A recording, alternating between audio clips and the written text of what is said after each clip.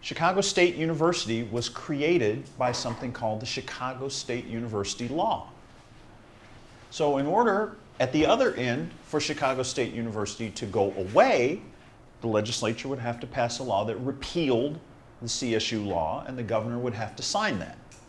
Now imagine a 150-year-old institution going away like that. That would be closure de jure by law, okay? We're not necessarily at that place yet. The kind of closing that we sort of face in the crisis, though, is a de facto closing. And the de facto closing is we can't stay open because we just don't have enough students. Because if we're not accredited, we're done. Because if you're not accredited, you cannot receive federal financial aid. It's against federal law. 90% of our students receive some sort of federal financial aid. So 90% of our students would be gone, just off the top. You think the other 10% are going to be hanging around? That's the de facto closing. You get what I'm saying?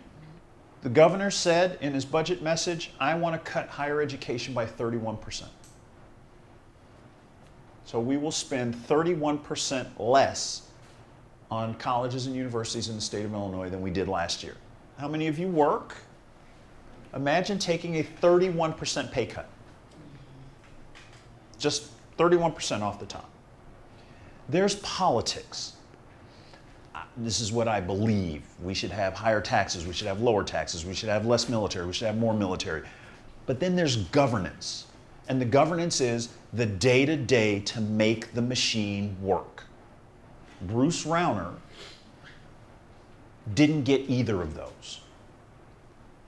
He's a red governor in a really blue state. He has no idea about governance, that the machine has to keep running. You don't deprive the machine of the fuel because you've got some ideological thing that you're trying to get done here. That's not how this works. Now, let's talk about financial exigency. In higher education, it means that we have a short-term structural financial situation that is going to require that we do some things outside of our normal operating practice, up to and including firing tenured faculty. That's a really serious situation. It's the second worst thing that can happen to a university. What's the worst thing?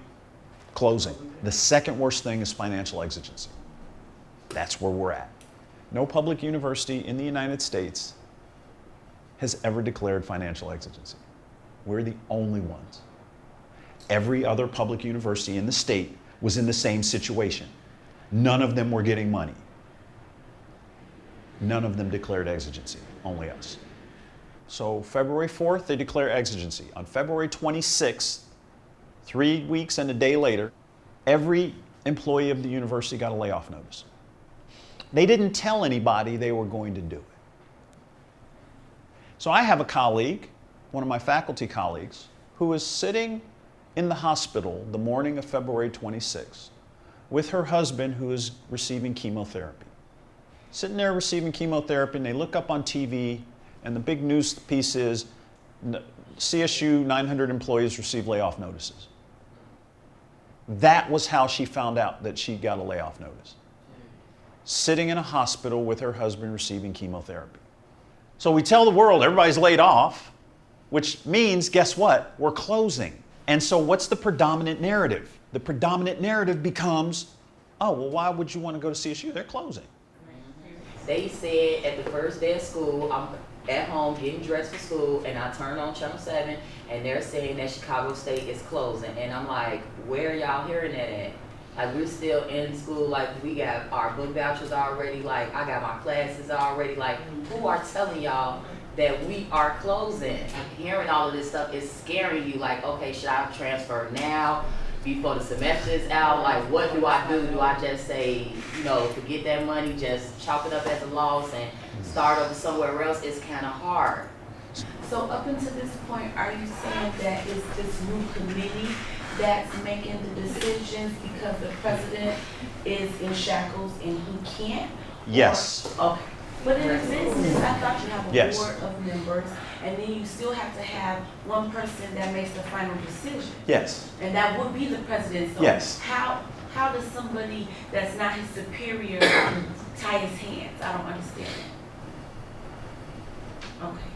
that. Okay. Exactly. They're undermining him. But when you actively undermine the chief executive, you should be fired. I feel like I'm being bullied. By The university, the politicians, someone's allowing this to happen. And I feel like I'm in the middle and I'm just being pushed by many different hands and I don't know who's gonna push me next. And before I can formulate a plan to get out of the circle, it closes. So now I don't know what to do, and it's frustrating. So, okay, I'll give you two answers. I'll give you the administrator's answer. So the administrator's answer would be, you just focus on your classes, which means don't pay attention to what we're doing. That's what that means. Then I'll give you more of a faculty answer. Do what you need to do to protect the integrity of your degree. If your university's reputation is such that people go, oh, you went there, then the value of your degree is lessened. You should fight tooth and nail to protect the reputation of the institution because you're going to have a degree from here. And you should want that degree to have some value. Try and carve out spaces and times in your life where you can fight for the university.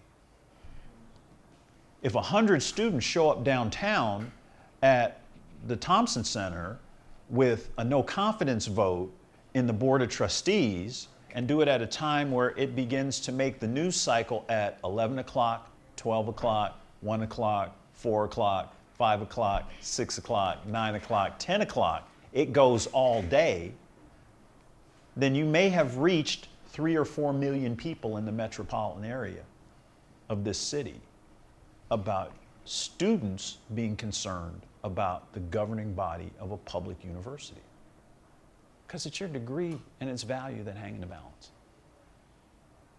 Your degree and its value is what hangs in the balance.